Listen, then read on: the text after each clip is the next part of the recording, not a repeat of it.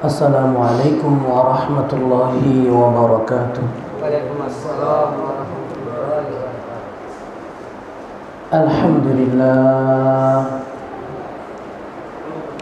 الحمد لله نحمده ونستعينه ونستغفره ونؤمن به ونتوكل عليه ونعوذ بالله من شرور أنفسنا ومن سيئات أعمالنا. من يهده الله فلا مضل له ومن يضلله فلا هادي له. وأشهد أن لا إله إلا الله وحده لا شريك له. وأشهد أن سيدنا ومولانا محمدا عبده ورسوله صلى الله عليه وعلى آله وأصحابه وبارك وسلم. أما بعد فقد قال الله سبحانه وتعالى في كلامه المجيد والفرقانه الحميد: أعوذ بالله من الشيطان الرجيم. بسم الله الرحمن الرحيم. من جاء بالحسنة فله عشر أمثالها. وقال الله تعالى أيضا: إن الحسنات يذهبن السيئات. وجاء في الحديث الشريف: قال رسول الله صلى الله عليه وسلم: من صام رمضان ثم أتبعه ستا من شوال كان كصيام الدهر، أو كما قال النبي عليه الصلاة والسلام. إن الله وملائكته يصلون على النبي يا أيها الذين آمنوا صلوا عليه وسلموا تسليما. اللهم صل على محمد وعلى آل محمد كما صليت على إبراهيم وعلى آل إبراهيم إنك حميد مجيد. اللهم بارك على محمد وعلى آل محمد كما باركت على إبراهيم وعلى آل إبراهيم إنك حميد مجيد. আলহামদুলিল্লাহ, মহান আল্লাহ পাক রব্বুল আলামিনের দরবারে অসংখ্য অগণিত শুকরিয়া আদায় করছি, যিনি আমাদেরকে শাওয়াল মাসের আজকের প্রথম জুমা, এই জুমাতে জুমার নামাজ আদায়ের জন্য জামে মসজিদে একত্রিত হওয়ার, আসার, বসার এবং কোরআন ও হাদিস থেকে কিছু কথা আলোচনা বলার ও শোনার তৌফিক দান করেছেন। এজন্য আমরা মহান আল্লাহর দরবারে কালিমাতে শুকর আদায় করেছি। আলহামদুলিল্লাহ, আলহামদুলিল্লাহ।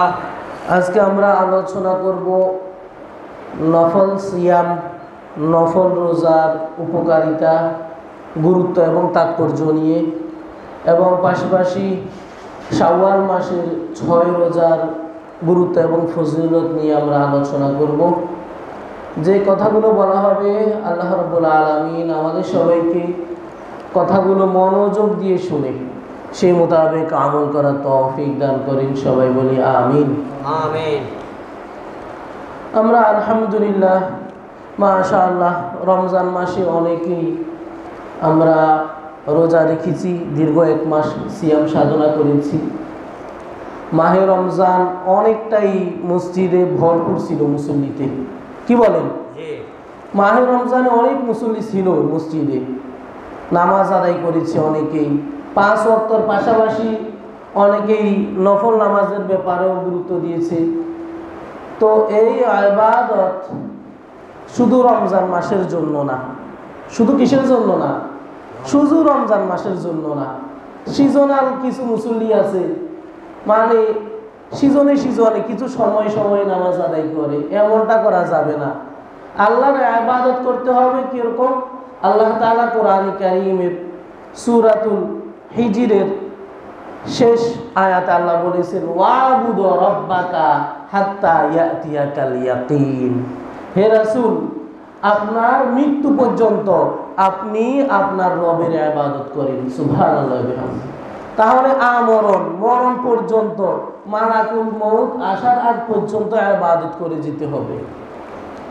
আমাদের হায়াতটা খুবই সীমিত, এত বেশি হায়াত আমরা পাইনি যেরকম হায়াত পেয়েছিল বানি ইসরাইলের উম্মতেরা, হযরত মূসা, হযরত ঈসা, হযরত আদম আলাইহিস সালাম, অন্যান্য নবী, অর্থাৎ আমাদের আগে জামানার নবীদের উম্মতের মতো আমরা এত হায়াত পাইনি। আমাদের হায়াত খুবই সীমিত, 60 বছর 70 বছর। এই হায়াতটা যে কোন ফাঁকে চলে যাবে আমরা টেরও পাবো না।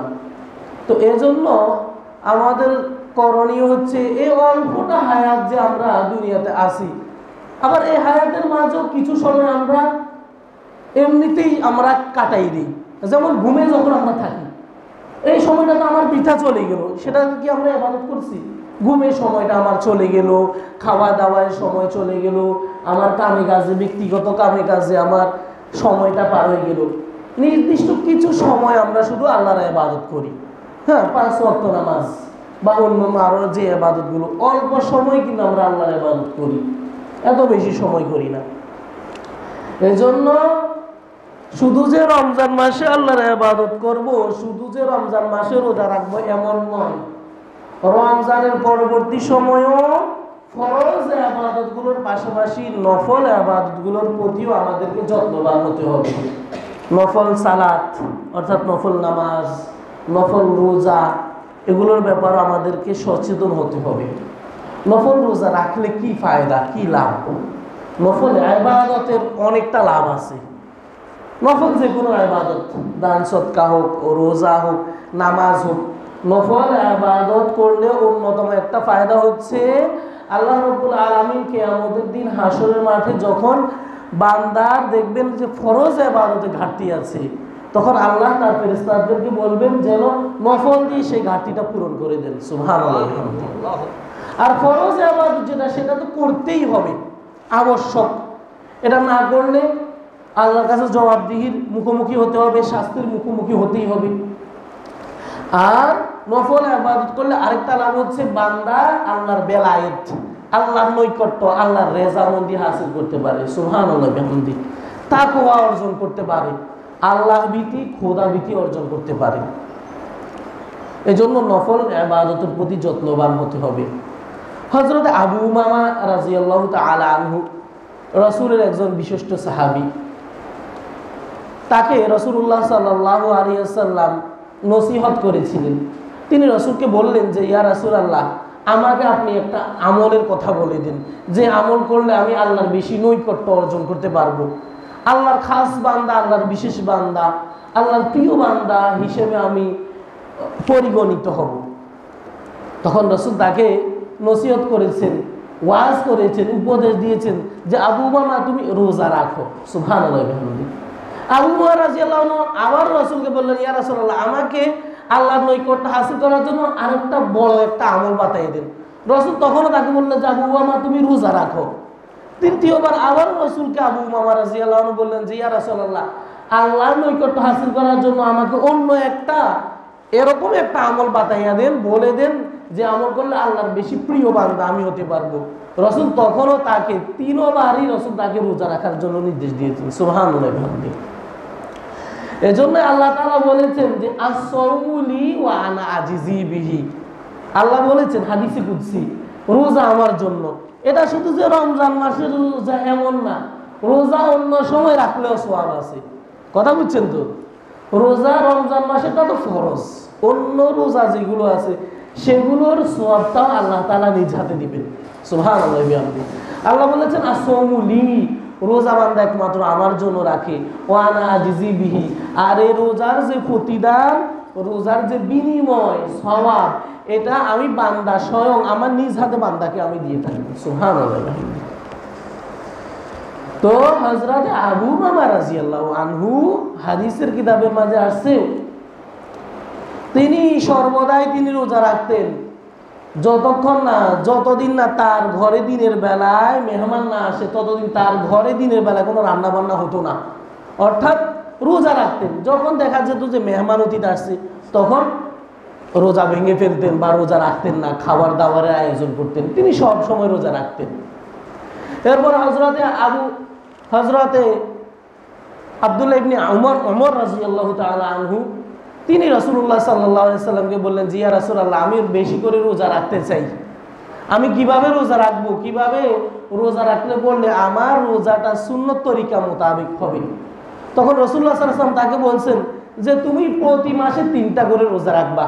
প্রতি মাসে কয়টা করে রোজা রাখবা? 3টা রোজা। আইয়ামে বীজের রোজা যেটাকে বলা হয়।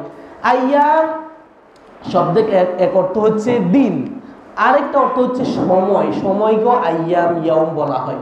ইয়াউম শব্দের শাব্দিক অর্থ কিন্তু আমরা যদি ডিকশনারিতে দেখি, অভিধানে দেখি, তাহলে এটার অর্থ আসবে দিন, কিন্তু এটার আরেকটা অর্থ হচ্ছে সময়।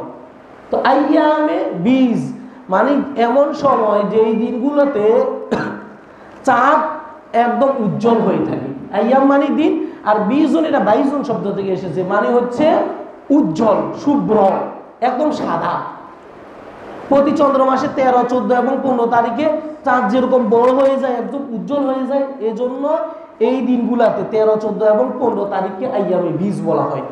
এই 3টা দিনে রোজা রাখা সুন্নত।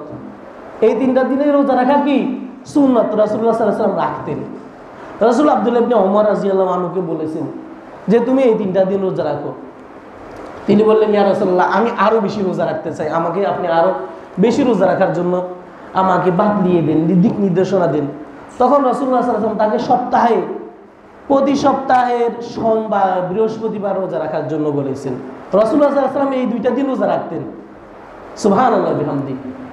রাসূল কি বার রোজা রাখতেন? সোমবারে এবং বৃহস্পতিবারে।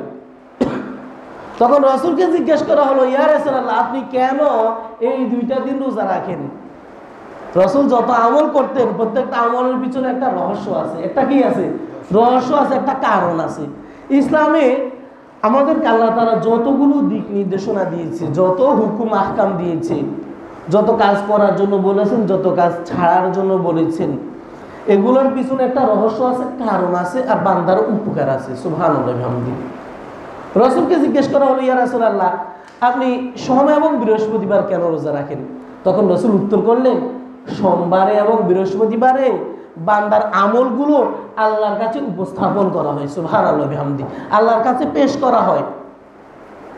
তখন রাসূল বলেন, আমি চাই যেন আমার আমলগুলো আল্লাহর কাছে এমন অবস্থায় উপস্থাপিত হয় যখন আমি রোজাদার। সুবহানাল্লাহ বিহামদি। মানে আমার রোজা রাখা অবস্থায় যেন আমার আমলগুলো আল্লাহর কাছে এসে হাজির হয়। আমি এটাই চাই, এটা কামনা করি, এটা আমি ভালোবাসি। এই জন্য রাসূলুল্লাহ সাল্লাল্লাহু আলাইহি ওয়াসাল্লাম এই 2টা দিন রোজা রাখতেন, সোম এবং বৃহস্পতিবারে। এরপর রাসূলুল্লাহ সাল্লাল্লাহু আলাইহি ওয়াসাল্লাম আরো বলেন, আমি সোমবারে এই জন্য রোজা রাখি কারণ সোমবারে আমি দুনিয়াতে এসেছি, আমি জন্ম লাভ করেছি, আর সোমবারে আমি নবুয়ত প্রাপ্তি হয়েছি। সুবহানাল্লাহ বিহামদি। রাসূলুল্লাহ সাল্লাল্লাহু আলাইহি ওয়াসাল্লাম কি বারে দুনিয়াতে এসেছেন? সোমবারে। তো রাসূলুল্লাহ সাল্লাল্লাহু আলাইহি ওয়াসাল্লাম যারা আশিক, যারা রাসূলকে ভালোবাসে, রাসূলের মিলাদ যারা পালন করতে চায়, রাসূলের জন্ম নিয়ে রাসূল যারা খুশি হতে চায়, তাদের জন্য করণীয় হচ্ছে, আর সকল মুসলমানদের জন্য সুন্নাহ হচ্ছে সোমবারে রোজা রাখা। কি বারে রোজা রাখা? সোমবারে। এটা হচ্ছে সুন্নত, আমাদের সুন্নত আদায় হবে, সওয়াবও আমরা পাবো, সব হবে। আর এক একটা সুন্নাত আদায় করলে শত শহীদের সমান সওয়াব পাওয়া যাবে। সুবহানাল্লাহি ওয়া বিহামদিহি। হযরতে আবু হুরায়রা রাদিয়াল্লাহু তাআলা আনহু থেকে বর্ণিত, আর আবু হুরায়রা রাদিয়াল্লাহু তাআলা আনহু قال قال رسول الله صلى الله عليه وسلم من تمسك بسنتي عند فساد امتي فله اجر 100 শাহীদ। রাসূল বলেন, আমার উম্মতের বিশৃঙ্খলার সময় যে ব্যক্তি আমার একটা সুন্নতকে আঁকড়ে ধরবে, মজবুতি সহিত আমল করবে, পাবন্দি করবে, ফালাহু আজরু 100 শাহীদ, তার জন্য 100 সমান শহীদের সওয়াব আল্লাহ তাআলা দিয়ে দিবেন। সুবহানাল্লাহি ওয়া বিহামদিহি। মানে যারা ধর্মযুদ্ধে, যারা ভিন্ন ধর্মীদের হাতে যারা খুন হয়েছে, হত্যা হয়েছে, সেই সমান সওয়াব আল্লাহ তাআলা দিয়ে দিবেন। কিছু কিছু সুন্নাত আছে আমাদের থেকে চলে গেছে, মানে আমরা তো আমল করি না, আমরা কি করি, শবে বরাত বা অন্য অন্য কিছু আমরা উদযাপন করি, সেগুলো শবে বরাতের রোজা, সেটাও আমরা রাখবো, সমস্যা নেই। কিন্তু আরো কিছু সুন্নত আছে, কিছু সুন্নত রোজা আছে যেগুলো আমরা অনেকেই আমল না করার কারণে, আলোচনা না করার কারণে এগুলো আমাদের অন্তর থেকে চলেও গেছে। আমরা অনেকেও জানি না যে সোমবারে রোজা রাখা সুন্নাত। এরপর রাসূলুল্লাহ সাল্লাল্লাহু আলাইহি ওয়াসাল্লাম প্রতি মাসে তো 3টা রাখতেন। কোন কোন বর্ণনা আছে রাসূলুল্লাহ সাল্লাল্লাহু আলাইহি ওয়াসাল্লাম মাসে 3 দশকে, 3টা দশক, তো প্রথম দশকে একটা রোজা রাখতেন, প্রথম 10 দিনের। এরপর হচ্ছে মাঝের 10 দিনে একটা রোজা রাখতেন, শেষের 10 দিনেও একটা রোজা রাখতেন। সুবহানাল্লাহি বিহামদিহি। অর্থাৎ রাসূলুল্লাহ সাল্লাল্লাহু আলাইহি ওয়াসাল্লাম হাদিসে পাকের মাঝে এটাও বলেছেন যে শুধু রোজা বান্দা রাখতে পারবে না, নিষিদ্ধ দিনগুলো যেগুলো আছে, নিষিদ্ধ 5টা দিন আছে। রোজা রাখার নিষিদ্ধ দিন কয়টা? 5টা দিন আছে। 2 ঈদের 2 দিন, আর এরপরে কোরবানিদের পরের 3টা দিন, 11, 12 এবং 13 আইয়ামে তাশরিকের দিন যেগুলোকে বলা হয়। এই 5 দিন ছাড়া নফল ইবাদত, নফল রোজা নফল নামাজের মতোই আদায় করা যাবে। নফল নামাজ যেরকম হারাম সময় ছাড়া অন্য সময় আদায় করতে পারবে, নফল রোজাগুলো হারাম সময় ছাড়া, হারাম যে দিনগুলো আছে এই দিনগুলো ছাড়া সব সময় যে কোনো দিনে আদায় করতে পারবে। সুবহানাল্লাহি বিহামদিহি। আর এরই মাধ্যমে বান্দার মাঝে সংযমতা অবলম্বন হয়, বান্দা নিজেকে আত্মশুদ্ধি অর্জন করতে পারে, নিজেকে কন্ট্রোল করতে পারে, গুনাহের থেকে নিজেকে হেফাজত করতে পারে। কারণ রাসূল বলেছেন, আসিয়ামু জুন্নাতুন, রোজা হচ্ছে ঢাল স্বরূপ। এই রোজা বান্দাকে গুনাহের কাছ থেকে বিরত রাখবে এবং এই রোজা রাখার মাধ্যমে বান্দা জাহান্নাম থেকে মুক্তি লাভ করতে পারবে। সুবহানাল্লাহি বিহামদিহি। এজন্য যথাসম্ভব আমরা রোজা রাখবো, রোজার প্রতি আমাদেরকে যত্নবান হতে হবে, খেয়াল রাখতে হবে।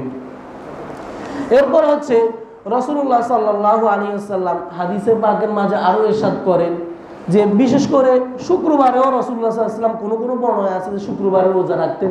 শুক্রবারে দিনের আমলের ব্যাপারে অনেকগুলো ফজিলত আছে, সোম, বৃহস্পতি, শুক্রবার, কথা বুঝে আসছে তো, এই কয়েকটা দিনে রোজা রাখা।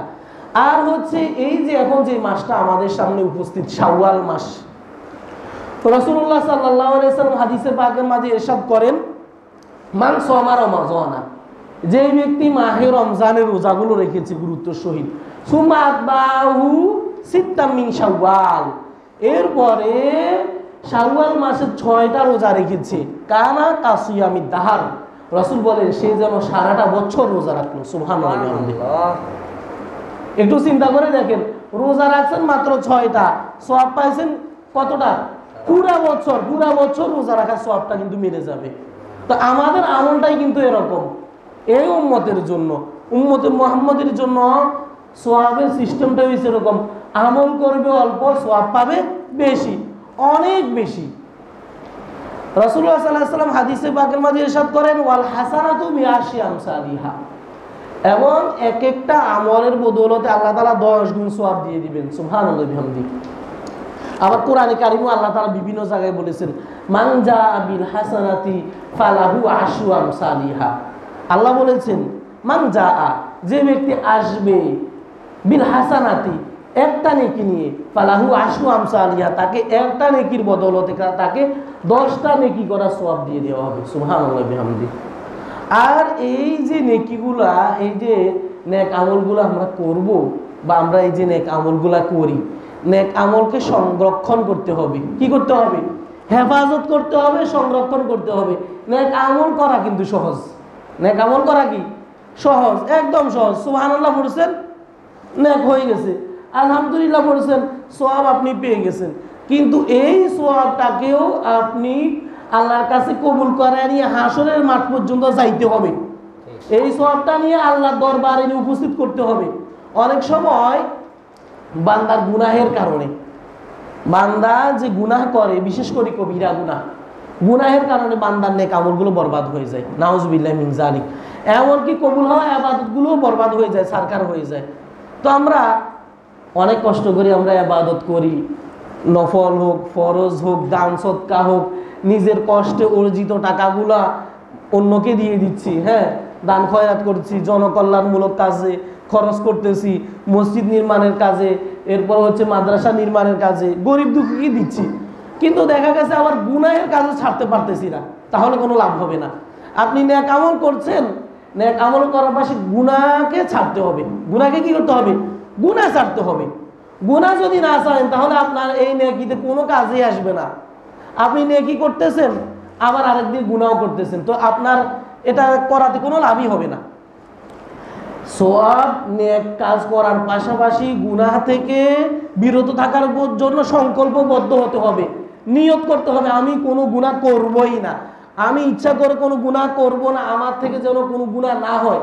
আপনি যখন প্রতিশ্রুতিবদ্ধ হন, ওয়াদাবদ্ধ হন, তখন আপনার থেকে গুনাহ হবে না। কিন্তু আপনি যদি খামখেয়ালিভাবে চলেন, হ্যাঁ, গুনাহের সুযোগ পাওয়ার পরেও যদি আপনি গুনাহ করে ফেলেন, তাহলে কোনো লাভ হবে না। আপনাকে এটা সবসময় মনে রাখতে হবে যে আমার সাথে আল্লাহ আছেন। আমার সাথে কে আছেন? আল্লাহ আছে। আল্লাহ বলেছেন ওয়া নাহনু আকরাবু ইলাইয়া মিন হাবলিল ওয়ারিদ। আল্লাহ বলেন বান্দা আমি তোমার শাহরগ, তোমার যে রগের উপরে ভর করে তোমার মাথাটা দাঁড়িয়ে আছে, আমি তোমার সেই রগের চেয়েও আরো কাছে আছি। সুবহানাল্লাহ বিহামদিহি। আল্লাহ বান্দার একদম কাছে, একদম কাছে। তদ্রূপ মৃত্যু মরণও বান্দার একদম কাছে। কখন না জানি মালাকুল মউত এসে যায়, বলা যাবে না। একদম সুস্থ সবল মানুষ, না হয় নামাজ পড়তেছে, অথবা নামাজ পড়াচ্ছে, কথাবার্তা বলতেছে, হাঁটাচলা করতেছে, হঠাৎ করেই মৃত্যু এসে যেতে পারে। এটা কোনো আলামতও নাই যে এখন আপনার মুহূর্তে আসবে। আমিও যে কথা বলতেছি, হতে পারে এখন আমার মালাকুল মউত এসে আমার মৃত্যুটা কার্যকর করে ফেলতে পারে। এই জন্য সব সময় মৃত্যুর জন্য প্রস্তুতি থাকতে হবে। এইটা থাকলে লাভ হবে কি? সবসময় মৃত্যুকে স্মরণ করে লাভ হবে কি? গুনাহের কাজ আর হবে না, গুনাহ করার আর ইচ্ছে অন্তরে আসবে না, শয়তান আর ধোঁকা দিতে পারবে না। কারণ যখন একটা গুনাহ করার কথা মাথায় আসবে, চিন্তা আসবে, তখন এটাও আবার মনে করতে হবে আর এখন তো আমার মৃত্যু হতে পারে, এখন হয়তো আমার মালাকুল মউত আমার সামনে এসে হাজির হয়ে যেতে পারে, উপস্থিত হয়ে যেতে পারে।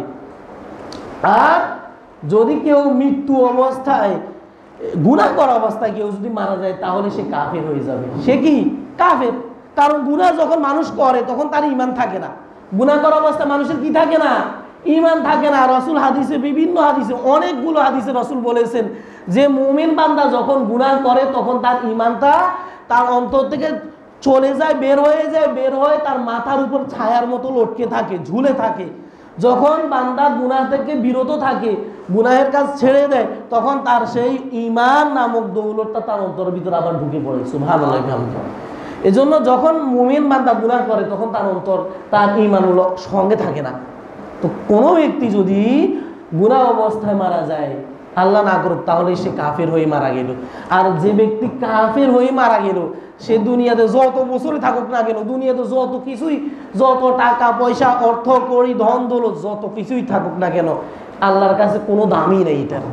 কারণ সে তো তার মস্ত বড় সম্পদ যেটা, সেটাই সে বিলিয়ে দিছে, সেটাই তো সে নিয়ে যেতে পারলো না। এজন্য নেক আমল করার পাশাপাশি গুনাহের থেকে বিরত থাকতে হবে। কিসের থেকে বিরত থাকতে হবে? গুনাহের কাজ করাই যাবে না, ইচ্ছা করে কোনো কবিরা গুনাহ করা যাবে না। আপনি যদি চেষ্টা করেন তাহলে আমরা গুনাহের থেকে বিরত থাকতে পারবো।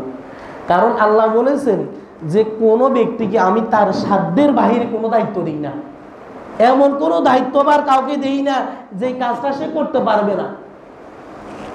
কোনো গুনাহ থেকে যদি বিরত থাকা বান্দার জন্য কষ্টকর হতো, বান্দা যদি গুনাহের কাজ থেকে সরে না থাকতে পারতো, তাহলে আল্লাহ তাআলা সেই নির্দেশ দিতেন না।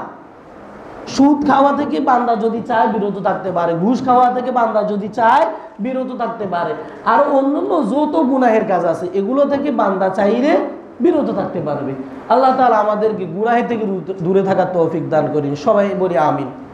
তো যে কথা বলতেছিলাম যে রোজা, মাহে রমজানের রোজা সেটা তো হচ্ছে ফরজ, এর পাশাপাশি যে নফল রোজা যেগুলো আছে এগুলো করলে অনেক সওয়াব আছে।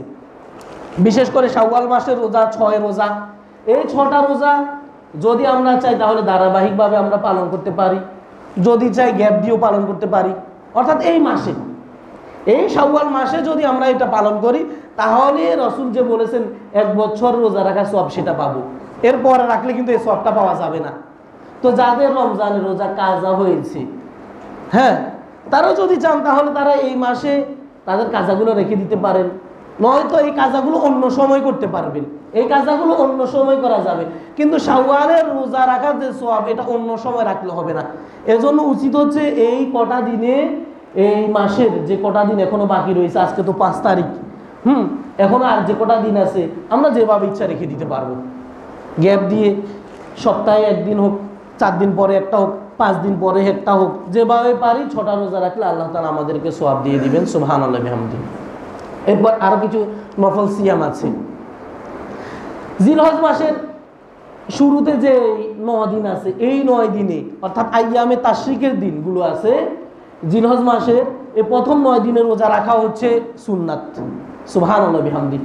এই রোজাগুলোর সওয়াব এত বেশি, রাসূলুল্লাহ সাল্লাল্লাহু আলাইহি ওয়াসাল্লাম বলেছেন জিলহজ মাসের শুরুতে এই 9টা দিন রোজা রাখলে এক একটা রোজার বদৌলতে আল্লাহ তাআলা 1 বছরের সগীরা গুনাহগুলো মাফ করে দিবেন। সুবহানাল্লাহি ওয়া বিহামদিহি।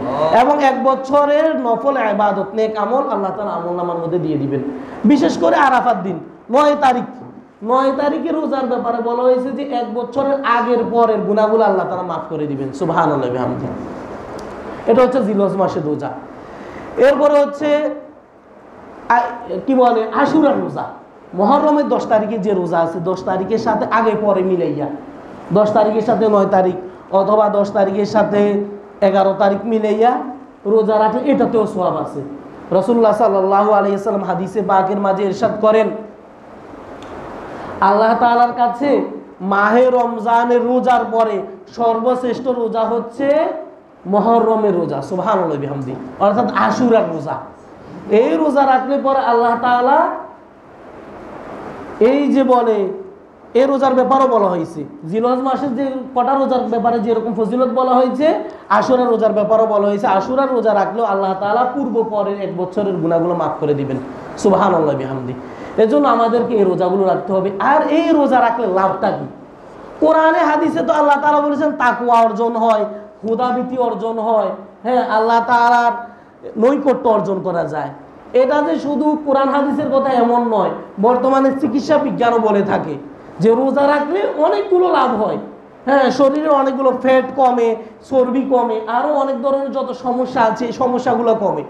তো আমরা যদি সওয়াবের দিকে তাকিয়ে যদি আমরা এই রোজাগুলো রাখি তাহলে শারীরিক যে এই সমস্যা যেগুলো তো দূর হবে, হ্যাঁ, চিকিৎসা বিজ্ঞান যে উপকারিতাগুলোর কথা বলেছি সেগুলো আমরা পাবো, আর পাশাপাশি আমরা সওয়াবও পেয়ে যাবো। সুবহানাল্লাহি বিহামদিহি। মানে হচ্ছে একত্রে দুটো ফায়দা আমরা পেয়ে যাব। এরপরে হচ্ছে রাসূলুল্লাহ সাল্লাল্লাহু আলাইহি ওয়াসাল্লাম আরো কিছু রোজার ব্যাপারে বলেছেন, বিশেষ করে হচ্ছে শাবান মাসের রোজা, সেটা হচ্ছে সুন্নাত।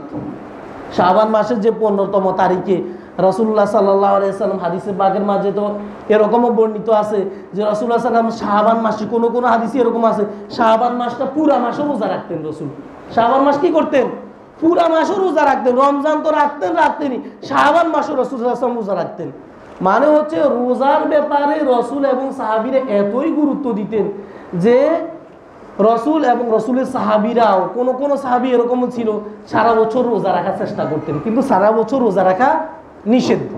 সারা বছর রোজা রাখা কি? সারা বছর রোজা রাখা সুন্নতের খেলাফ, সারা বছর রোজা রাখা যাবে না।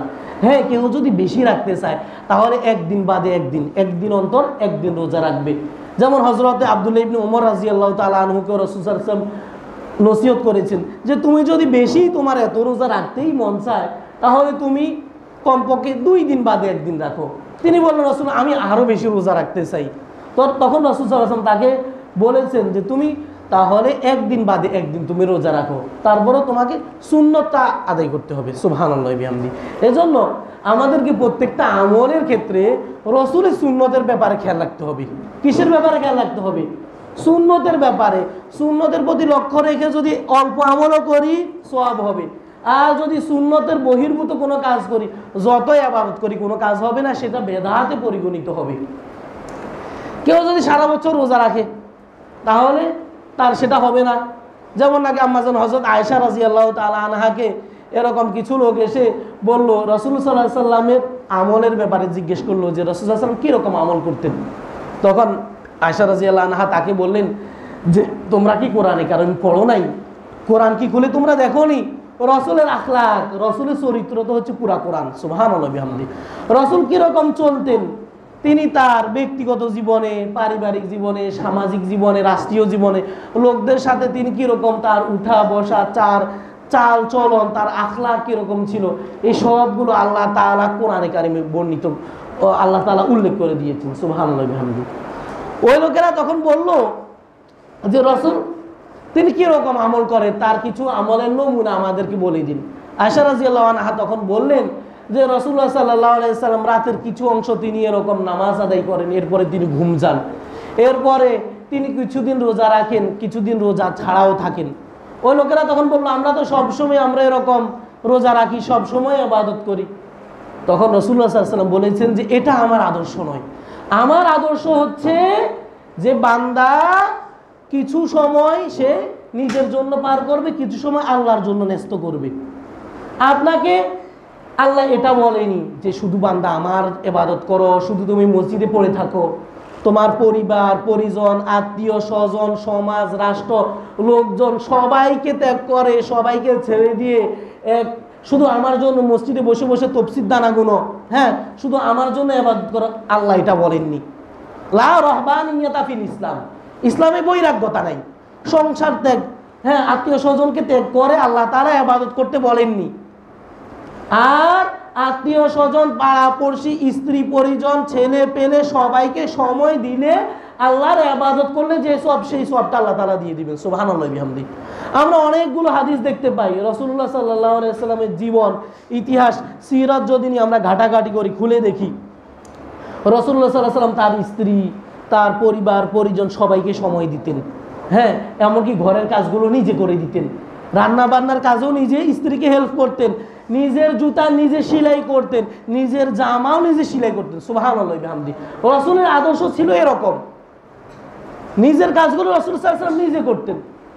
আমরা কিন্তু বুঝি না, আমরা মনে করি হয়তো শুধু নামাজ পড়লে এটাই ইবাদত, হ্যাঁ কোরআনে কারিম তেলাওয়াত করলে এটাই হতো ইবাদত, মসজিদে মাদ্রাসাতে দান করলে এটাই হতো ইবাদত। না, আপনি আপনার দৈনন্দিন জীবনে, আপনার পুরোটা হায়াতে জিন্দেগিতে আপনি যতটা কাজ করবেন, যেই কাজ করুন না কেন, যত কাজ করুন না কেন, আপনার খাওয়ার দাওয়ার, পায়খানা পেশাব, ঘুমানোর থেকে নিয়ে শুরু করে চাকরি কাম কাজ, কৃষিকাজ, ব্যবসা বাণিজ্য থেকে নিয়ে শুরু করে যত কাজ আছে আপনার পুরো দিনে আপনি যত কাজ করেন, প্রত্যেকটা কাজে যদি আপনি সুন্নতকে অনুসরণ করেন, প্রত্যেকটা কাজে আপনার ইবাদত বলে গণ্য হবে। সুবহানাল্লাহ বিহামদিহি।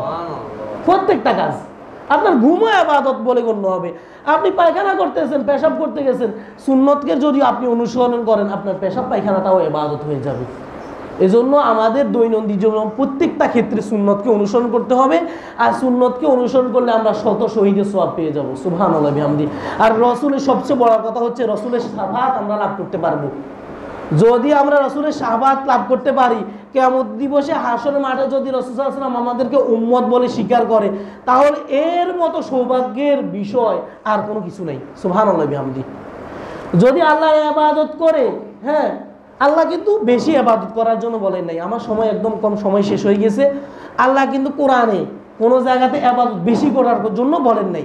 আপনি যদি পুরো কোরআন খুলে দেখেন, হ্যাঁ পুরোটা কোরআন খুলে দেখেন, অর্থ আপনি কোরআন পড়ে দেখেন, বেশি ইবাদত করার জন্য বলেন নাই। হাদিসেও বেশি ইবাদত করার জন্য বলা হয় নাই, বলা হয়েছে তুমি অল্প ইবাদত করো, তারপরও তোমার ইবাদতটাকে তুমি ফিউর করো, এবাদতটা যেন বিশুদ্ধ হয়, যেন শিরিক মুক্ত হয়, বেদাত মুক্ত হয়, যেন রিয়া মুক্ত হয়, এবাদতটা যেন সুন্নত মোতাবেক হয়। তাহলে অল্প এবাদত করলেও আমাদের আল্লাহর কাছে নাজাতের জন্য যথেষ্ট হয়ে যাবে। সুবহানাল্লাহ বিহামদি। যে কথাগুলো বলা হয়েছে আল্লাহ তাআলা আমাদের সবাইকে আমল করার তৌফিক দান করেন, বিশেষ করে আমাদেরকে নফল রোজার ব্যাপারে গুরুত্ব দেওয়ার তৌফিক দান করেন, আর শাওয়াল মাসের রোজাগুলো আমাদেরকে রাখার তৌফিক দান করেন। আমিন। ওয়া আখিরু দাওয়ানা আলহামদুলিল্লাহি রাব্বিল আলামিন। যাদের সুন্নত পড়া হয় না তারা সুন্নত পড়ে নিন।